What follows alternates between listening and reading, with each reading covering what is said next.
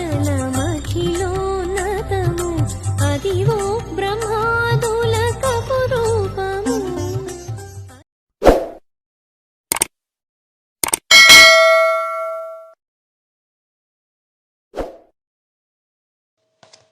జయ శ్రీమన్నారాయణ. ఓం నమ శివాయ.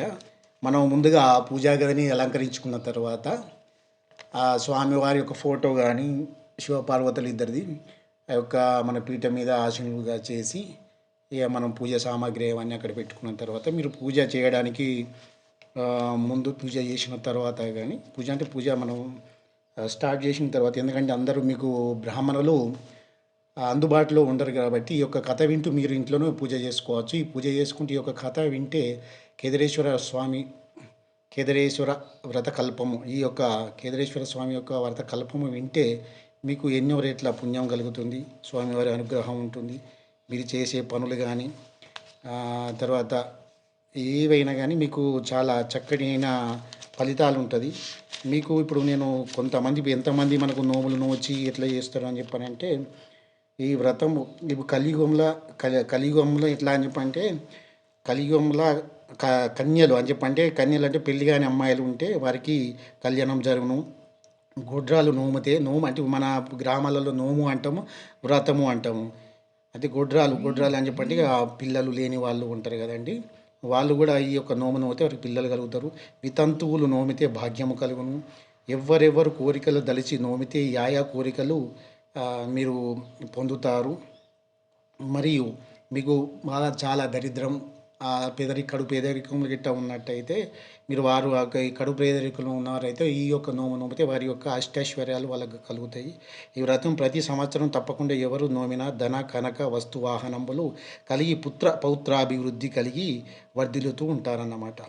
అయితే తుదకు మరియు ఇది విన్న తర్వాత మళ్ళీ ఏం జరుగుతుంది అని చెప్పారంటే, మనకు రెగ్యులర్గా మీరు క్రమం తప్పకుండా సంవత్సరానికి ఒకసారి అయితే తుదకు స్వర్గము లభించును. అంటే ఈ కేదారేశ్వర వ్రతం చేయడం వల్ల స్వర్గములు కూడా మనకు లభిస్తాయి. ఈ కేదారేశ్వరుని పేర గుడులు, నవంబులు, తటాకంబులు, నూతులు, ధన నిక్షేపములు, అగ్రహారంబులు నిర్మించిన వారు సకల సుఖములు అనుభవిస్తారు అని చెప్పంటే, మనకు మీరు స్వామివారి పేరు మీద ఏదైనా పుణ్యకార్యం చేస్తే అట్లా కూడా మీకు సకల ఐశ్వర్యాలు కలుగుతాయి.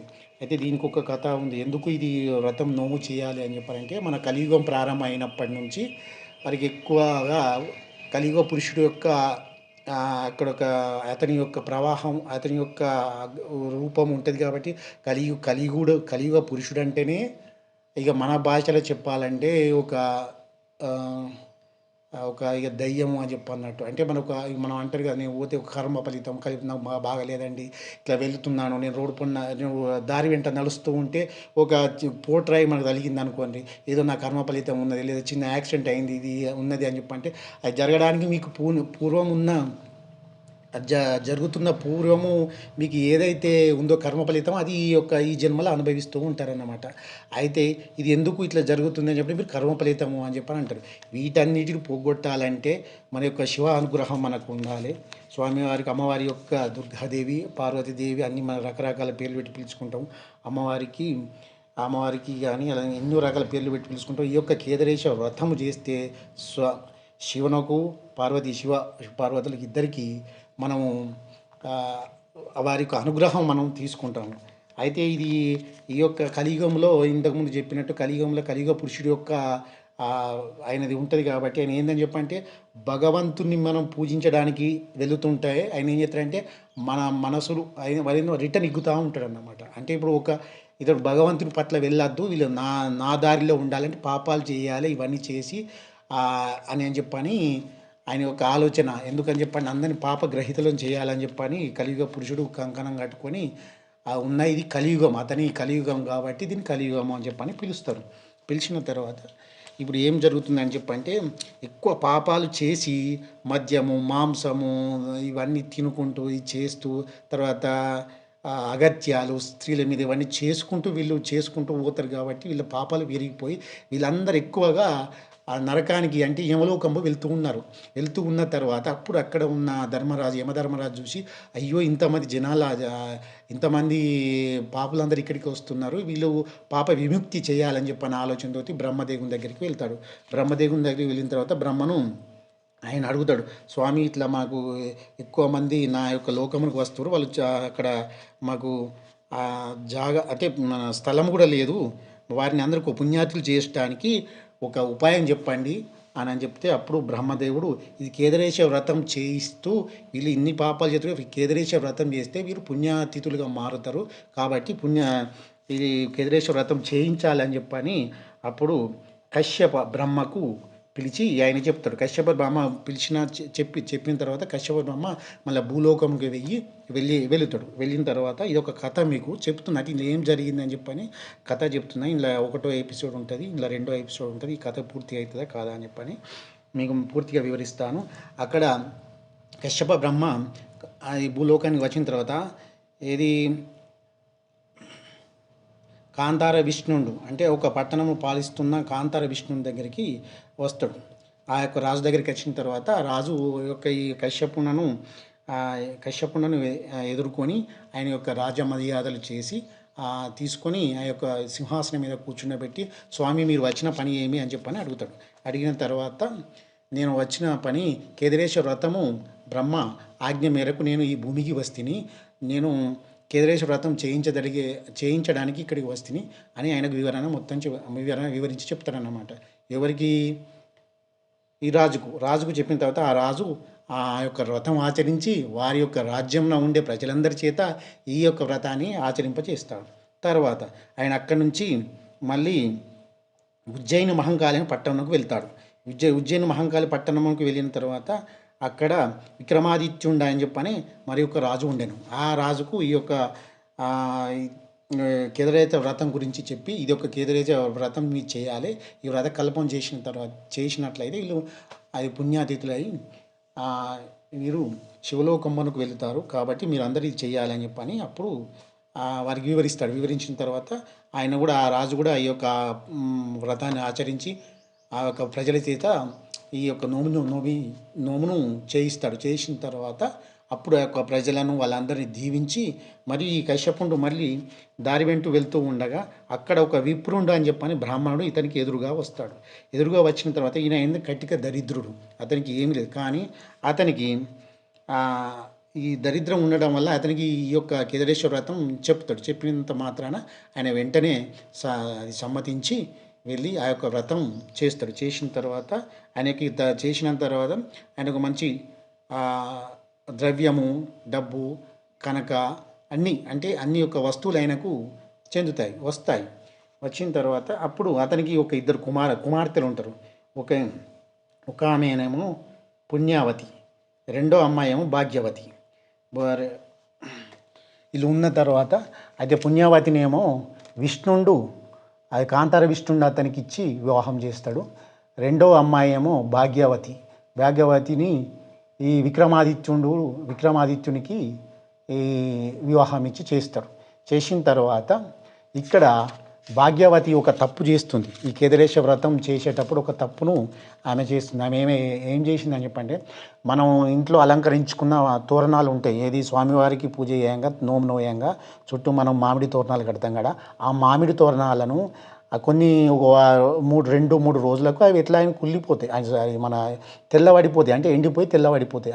ఆ యొక్క వెళ్ళిన ఆ యొక్క దండను తీసి ఈమె ఏం చేస్తా అంటే ఈమె ఒక వైడ్యూరాలతోటి ఒక బ్రాస్లెట్ వేసుకుంటుంది. బ్రాస్లెట్ అంటే కంకణం అంటాం మన తెలుగులో. అదే ఆ బ్రాస్లెట్ను వేసుకొని ఇది నా బ్రాస్లెట్ కన్నా ఇవి పచ్చగా లేవు, బాగలేవు అని తీసి ఒక కాకరకాయ చెట్టు మీద వేస్తుంది. ఆ కాకరకాయ చెట్టు మీద వేసిన తర్వాత అది వెంటనే ఆ కాకరకాయ చెట్టు మంచి కాయలు కాస్తూ ఉంటుంది. అంటే స్వామివారి ఆ అనుగ్రహం ఎలా అని చెప్పంటే, ఆయన చేసే పూజా వస్తువులు కానీ ఈ కేదరేశ వ్రతం ఎవరైతే చేస్తే వాళ్ళ ఇంట్లో ప్రతి ఒక్క చోట స్వామివారి అనుగ్రహము శక్తి ఉంటుంది. శక్తి ఉన్నప్పుడు ఇలాంటివి జరుగుతాయి అద్భుతాలు. అంటే ఆ యొక్క దండని తీసుకుపోయి ఆమె అక్కడ కాకరకాయ చెట్టు మీద పడేసిన తర్వాత ఆమె చేసిన అపచారం, అంటే దేవుంది అట్లా వేయకూడదు, అది అపచారం చేసింది, తప్పు చేసింది. కాబట్టి ఆమెకు వెంటనే ఆమె ఒళ్ళంతా చీము నెత్తురుతోటి కారిపోవడం జరుగుతుంది. అంటే దుర్వాసన బాగా వస్తుంది. వచ్చిన తర్వాత ఆమెను ఆ రాజుగారు కూడా మీరు చేసిన తప్పుకు ఆమెను ఇంట్లో నుంచి వెళ్ళగొడతాడు. ఎవరిని? భాగ్యవతిని వెళ్ళగొచ్చిన తర్వాత ఆమె వెళ్తూ దుర్వాసన మహాముని దగ్గరికి వెళ్తాయి. అక్కడ ఉన్న ఒక అడవిలో ఉన్న దుర్వాసన మహాముని దగ్గరికి వెళ్తాయి. వెళ్ళిన తర్వాత అక్కడ దుర్వాసన మహాముని ఆమె ఒక దివ్య దృష్టితో చూసి ఈమె చేసింది తప్పు, ఈ కేదారేశ్వర వ్రతాన్ని అపహాస్యం చేసింది కాబట్టి ఈమెకి ఇలాంటి జరిగిందని చెప్పని మళ్ళీ అక్కడ కేదారేశ్వర వ్రతం ఆయన ఆచరించి ఆయన చేసి ఆ యొక్క అక్కడ ఉన్న మళ్ళీ మామిడి తోరణాన్ని తీసి ఆమెకు మెడలో దండగా వేస్తాడు. వేసిన తర్వాత అప్పుడు ఆమెకు చీము నెత్తురు గడ్డలు అనేది తగ్గిపోయిన తర్వాత మంచిగా అయిన తర్వాత అప్పటికి ఈమె చేసిన తప్పు ఉన్నప్పుడు 2 నెలల గర్భవతి, ఆయన ఇల్లరు గర్భవతి. అయితే ఇక్కడ కేదారేశ్వర స్వామి దగ్గరికి వచ్చిన తర్వాత నవమాసాల బాబును మోసి ఒక బాబును ఆమెకు జన్మనిస్తుంది. జన్మనిచ్చిన తర్వాత అప్పుడు ఆమెకు ఒక బాబు జన్మించిన తర్వాత ఆ బాబు ఏం చేస్తారని చెప్పారంటే కొన్ని పెద్దగా అయితే 8 సంవత్సరాల వయసు వస్తుంది. 8 సంవత్సరాల వయసు వచ్చిన తర్వాత అప్పుడు ఆమెనే తల్లిని అడుగుతాడు, అమ్మ మన తండ్రి ఎవరు, మన పట్టణం ఏది, మనం ఎక్కడ ఉన్నాము, ఇక్కడికి ఎందుకు వచ్చినాము అని చెప్పని ఆమెను అడుగుతాడు. అడిగినప్పుడు ఆమె మీ పట్టణం ఇది, మీ తండ్రి కాంతార విష్ణుండు,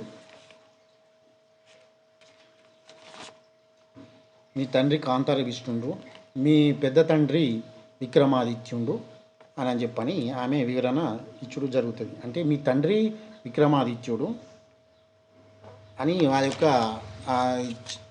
అతనికి వివరించిన తర్వాత అతడు మళ్ళీ ఆ అబ్బాయి మా పెద్దమ్మ తల్లి దగ్గరికి నేను వెళ్తాను అని చెప్పని పుణ్యవతి దగ్గరికి వెళ్ళడం జరుగుతుంది. వెళ్ళిన తర్వాత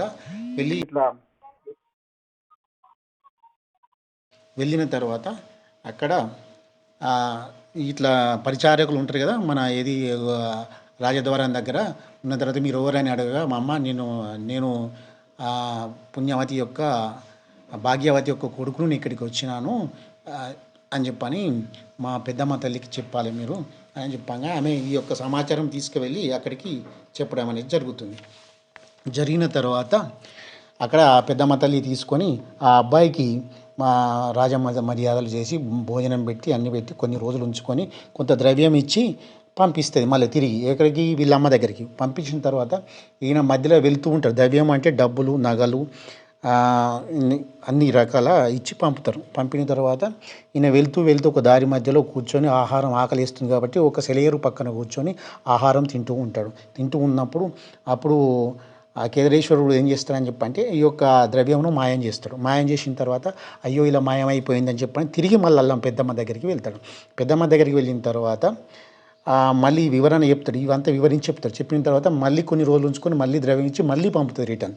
పంపినప్పుడు మళ్ళీ వెళ్తూ మళ్ళీ ఒక సెలయేరు దగ్గర కూర్చొని మళ్ళీ ఆహారం మధ్యలో మార్గ మధ్యంలో ఆహారం తినడానికి సమ్మతించి ఆహారం సెలయేరు దగ్గర కూర్చొని ఆహారం తింటాడు. తిన్న తర్వాత మళ్ళీ వాయుదేవుడు వచ్చి ఆయన గాలితోటి ఇట్లా దాన్ని చుట్టుకొని తీసుకొని వెళ్ళిపోతాడు. అంటే అది కూడా తీసుకొని వెళ్ళిపోయిన తర్వాత మళ్ళీ తిరిగి వాళ్ళ పెద్దమ్మ తల్లి దగ్గరికి వస్తాడు.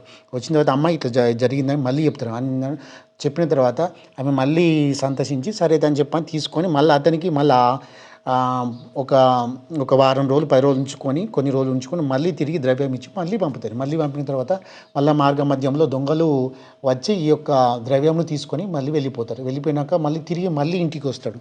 పెద్దమ్మ దగ్గరికి వచ్చిన తర్వాత అమ్మ ఇట్లా జరిగింది అని చెప్పని మళ్ళీ చేసిన తర్వాత అప్పుడు ఆ దొంగలు తీసుకుపోయిన తర్వాత అప్పుడు ఆకాశవాణి పలుకుతుంది. పలికిన తర్వాత మీ అమ్మ ఇలా చేయడం వల్ల నీకు కేదారేశ్వర వ్రత కల్పం భంగం చేయడం వల్ల నీకు ఇలాంటివి జరుగుతుంది, నువ్వు కేదారేశ్వర వ్రతం చెయ్యి అని చెప్పని ఆకాశవాణి పలుకుతుంది. పలికినాక ఇది ఒక వృత్తాంతం మొత్తం మళ్ళీ పెద్దమ్మ తల్లికి అలా పెద్దమ్మ తల్లి అయినా ఆమెకి చెప్పిన తర్వాత పుణ్యవతికి చెప్పిన తర్వాత అప్పుడు ఆ యొక్క కేదారేశ్వర వ్రతం చేయించి మళ్ళీ ఆ యొక్క మామిడి తోరణాలు ఈయన ఒక మెడలేసి మళ్ళీ ద్రవ్యం ఇచ్చి పంపు